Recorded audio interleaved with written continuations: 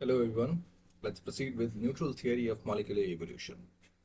So in the previous video we talked about synthetic theory of evolution that merged Darwinian natural selection with Mendelian genetics.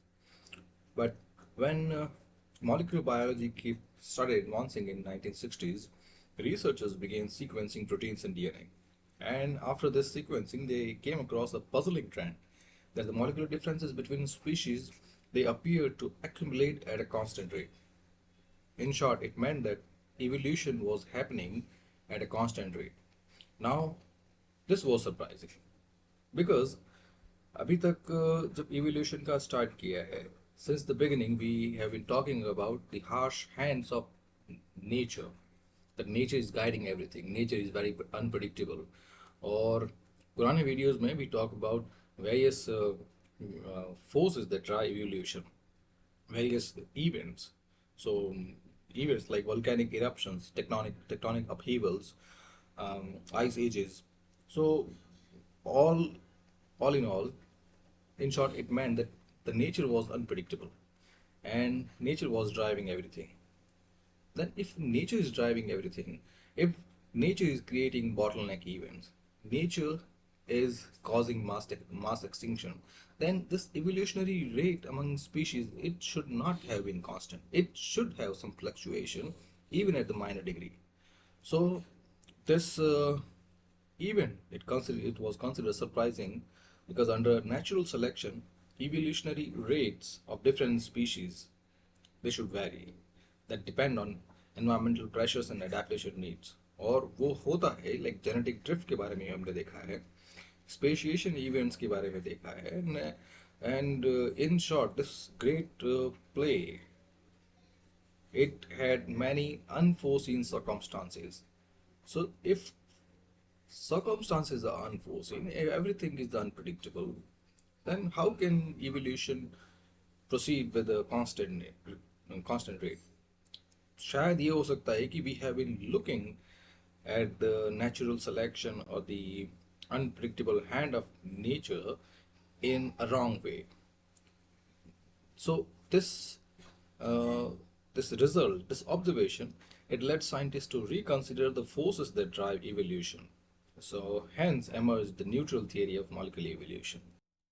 The proponent of this theory, Motoo Kimura, so he, a Japanese scientist, proposed the neutral theory in 1968 through his paper Evolutionary Rate at the Molecular Level. And later he expanded his idea in his book, The Neutral Theory of Molecular Evolution. And here Kimura suggested that most evolutionary changes at molecular level, they are not driven by natural selection, but by random genetic drift of mutant allele that are selectively neutral. So this complex thing, in simple, it meant that evolution at molecular level, which means evolution at the level of DNA, it is happening in a neutral way, that it is not being affected by any forces of nature or some other forces are driving it, but nature is not having any difference. That's why at the molecular level, at DNA level, the changes are negligible. Now, the core concepts of neutral theory. So first one is that mutations at the molecular level they are neutral. So neutral mutations mean changes in DNA that neither benefit nor harm the organism's fitness. So here it makes sense now that why the evolution rate is constant. So for example, a mutation that changes one DNA base but does not alter the resulting amino acid due to redundancy of genetic code that is often neutral. अब इसका simply meaning समझते हैं. First, here it suggests that DNA, the changes at DNA, the mutations in the DNA, they are neutral. Means they are neither benefiting the organism, not harming it. They are totally neutral. फिर जो example दिया है, अब जो protein synthesis का video आप लोगों ने देखा हो अगर, so it is the DNA that is the genetic information of everything. It is the information source for protein making, and amino acid is nothing but a substitute unit of protein, which means amino acid in multiple form, in a long form, in a polypeptide form, they are known as proteins. Now, if our DNA base is changed, and we know there are four nitrogenous bases, A, T, C, G in DNA. So if one base is changed, but the resultant amino acid, which is the codon form, codon means a triplet form, like A, C, G. These three together they are known as a codon. And this codon, it will be joined in by an anticodon, and here the ribosome, it provides the base, and hence an amino acid is formed. And that long chain of amino acid represented by A1, A2, A3, that long chain in its polymer form known as polypeptide, and polypeptide are nothing but proteins. So here, in simple, it meant that ultimately it is about DNA. DNA का base change हो रहा है, but उसकी वजह से amino acid, कौन सा amino acid produce होगा और उसकी वजह से फर्दर सब्सिक्वेंटली कौन सा प्रोटीन प्रोड्यूस होगा, they are not changing. So the purpose is not being change. So उसकी तो फिर जो म्यूटेशंस हैं, it is not having any overall, it is not being turning any problematic for the organism. So that's why these mutations are neutral. और यानी दूसरे तरीके से देखें तो these mutations, they are peripheral. They are not changing an organism. They are not harming the organism. They are not benefiting the organism. So फिर यहाँ पे समझ में आता है, yes, in that way, तो जो evolution है, in itself, the basic code, the basic DNA, it is not being changed. It remains the same. उसके ऊपर का, in you may consider it in a philosophical term, कि the base is same, बस ऊपर का stage जो है वो change हो रहा है. A grand play is going on. जो base है, जो थिएटर है, जो पोडियम है, वो सब सेम है, वो चेंज नहीं हो रहा है, बस डेकोरेशन चेंज हो रहे हैं. कभी यहाँ पे कोई न्यू फ्रिल्स हो रही है, कभी यहाँ पे कोई न्यू कर्टेंस हैं, कभी यहाँ पे माइक बीच में है, कभी साइड में है, कभी यहाँ कोने में है, कभी लाइट्स यहाँ पे है, कभी बलून्स हैं.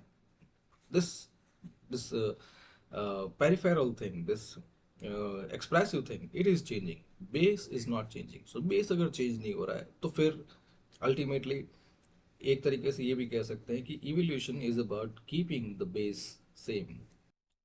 Then the second concept, it emphasized that random genetic trait rather than natural selection is the primary driving changes, is the primary force driving changes at the molecular level. So यहाँ पे we are talking about changes at molecular level, changes at DNA level, that what are causing changes in the DNA. So first, ये एक तो ये चीज़ समझ में आई कि there are no such no magnificent or no significant changes in the DNA level.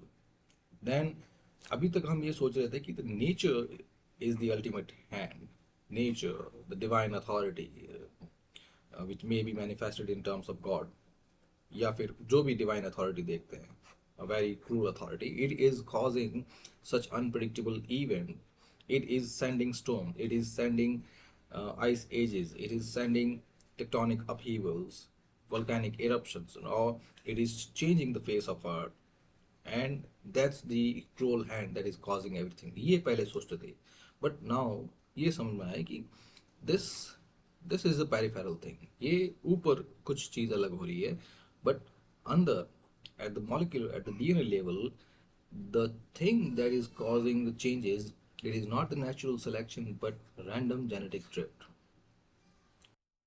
अब जिन लोगों को they are having difficulty in understanding the concept of genetic drift, so this drift might sound like something of a car event. The car is drifting in that super fast movie like Tokyo Drift, but that's not it. This drift, it should have been changed with chance events. So this thing, in a simpler term, it means genetic chances. It's like flipping a coin.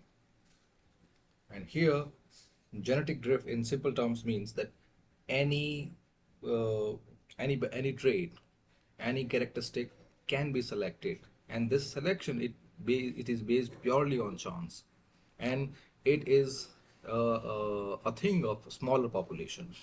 छोटी populations जो होती है उनमें ये चीज़ predominant होती है because क्योंकि जो smaller populations हैं, their individual genes they have greater impact on overall gene pool.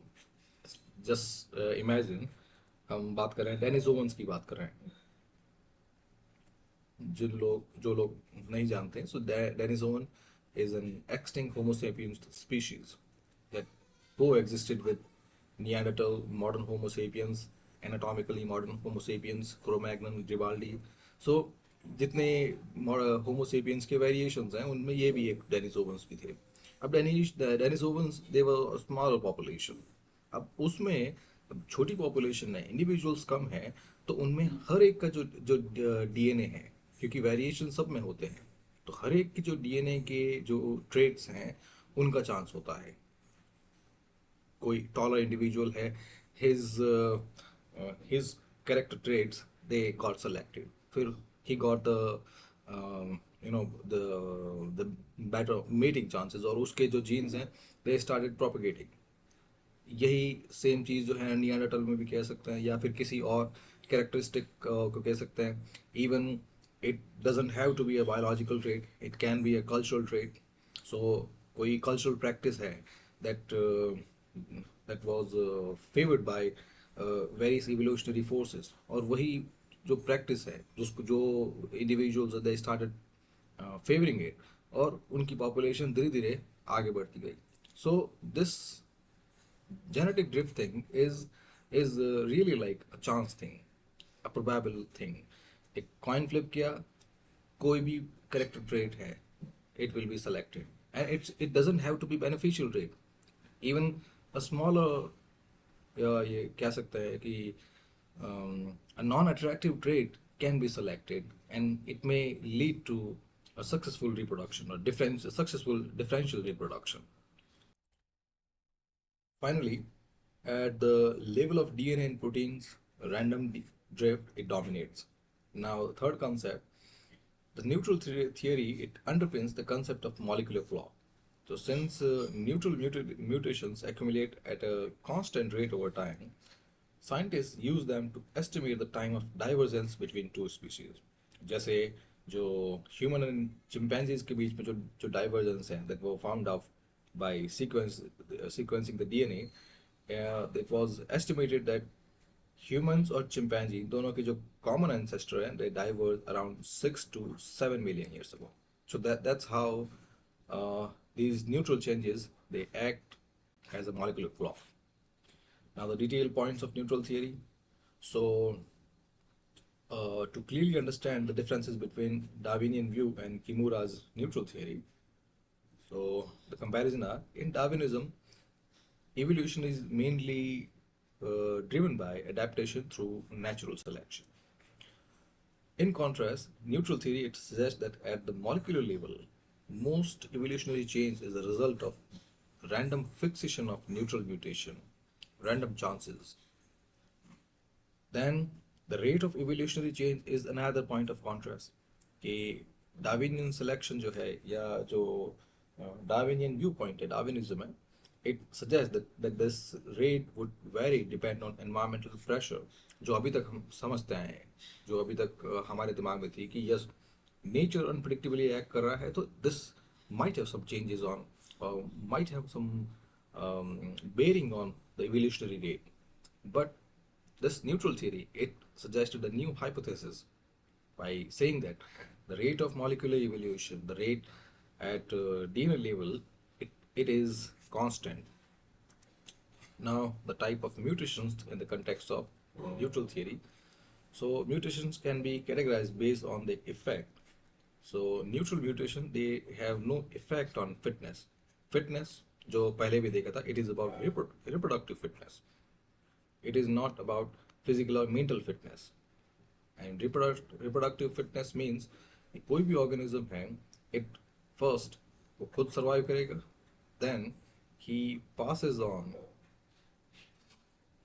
he or it passes on its gene to the next generation. So that's the concept of fitness that is being talked about. So neutral mutation, they do not have any fitness and any effect on fitness. An example would be synonymous codon change in DNA that does not alter the resulting protein. तो ये वाला बताया आप लोगों को कि protein synthesis के अंदर the the primary factor is codon, and codon is nothing but triple bases, triple nitrogenous bases, A, T, C, G. इन चार में से कोई एक कॉम्बिनेशन है, और वो कॉम्बिनेशन जो है it is then juxtaposed, it is being squeezed by an anticodon, और एंटीकोडोन और कोडोन ये दोनों मिलके, which is the whole exercise is facilitated by ribosome and then forms the amino acid की chain forms the protein. Now अगर इन जो triplets हैं, जो ट्रिपल बेसिस है, कोडोन्स हैं, इनकी सीक्वेंस में कोई चेंज नहीं हो रहा है, और even the sequence is being change, जो अल्टीमेटली जो प्रोटीन कौन सा बन रहा है वो सेम है. सो इस तरह से तो जो म्यूटेशन या चेंजेस हैं दे आर न्यूट्रल, क्योंकि आप चाहे आप ए टी सी रखो या ए सी टी रखो या टी ए सी रखो, अल्टीमेटली इन बेसिस के चेंजेस की वजह से प्रोटीन चेंज नहीं हो रहा है. So that's why they are considered neutral mutation. Then the other type are deleterious mutation, which are harmful and they are quickly eliminated by natural selection. For instance, a mutation that produces a non-functional enzyme, and if this enzyme it is non-functional, if it is not helpful, and that too acting as a harmful, then it would be deleted from the system. And finally, the advantageous mutations that benefit, and these are rare but they are important because they are favored by natural selection. Harmful जो है वो तो natural selection से eliminate हो जाएंगे. So the neutral theory, it acknowledges that while some mutations are deleterious or advantageous, the vast majority are neutral, especially at the molecular level. Now the criticism and refinement of neutral theory. So this theory was not universally accepted without challenge. Critics point out that many mutations have small but real effect on reproductive fitness, and that molecular evolution is not purely neutral. So this was the first criticism, and they further supported the argument by saying that certain genes, especially those involved in immune system, they seem to evolve under strong selective pressure. So the strong selective pressure is the hand of nature. The hand of nature thing that I keep referring to, it is a philosophical term. In proper evolutionary or proper anthropological concept, you should use this term, selective pressure. So the first criticism and its proponent, they support the argument by saying that the selective pressure, they have an effect on immune system, which is certainly a part of the system at molecular level. Then in response to this criticism, Tomoko Ohta, a student of Kimura, he proposed a nearly neutral theory. This is a refined version of neutral theory, which suggests that many mutations are only slightly deleterious or slightly advantageous, and majority are still neutral. And today, most scientists they agree that molecular evolution it is driven by a combination of neutral drift and selection. Now the importance of this theory in anthropology. So anthropologists they use neutral genetic markers such as mitochondrial DNA or Y chromosome sequence to trace human migration patterns and ancestral relationship. For example, the out of Africa theory, जिसमें ये कहा गया है कि the modern humans they migrated out of Africa and dispersed in different directions. This hypothesis is supported by this molecular data, or molecular data, which is highlighted by this neutral theory that many mutations mutations at DNA level they are neutral, or agar neutral hai and again they are constant. So this can help us provide the basic information, the pattern information, and that pattern information can be analyzed to see the divergence between different species. और इसी की वजह से आज जितने भी divergence हैं, like between hominin species, between Denisovans and Neanderthal, between Homo sapiens and Homo erectus to Homo habilis to primate species, तो ये सब जो है ये molecular data जो है, that we are thankful to the neutral theory that it has provided a crucial tool. And moreover, the molecular clock concept that is rooted in the neutral theory, it allow anthropologists to estimate divergence between different human population, जो भी आपको कहा. So this is it. फिर अगर कुछ question है that I might have skipped, कोई concept है, कोई चीज़ है, well, you are feel free to ask in comment section. And one more thing that I need to highlight is kindly subscribe this channel and ask, request, if not request, you can ask your fellow brothers and sisters, your friends, your peers to come and subscribe this channel, because to continue making good quality videos on anthropology in different core subjects of life sciences, I need the subscription. Thank you very much.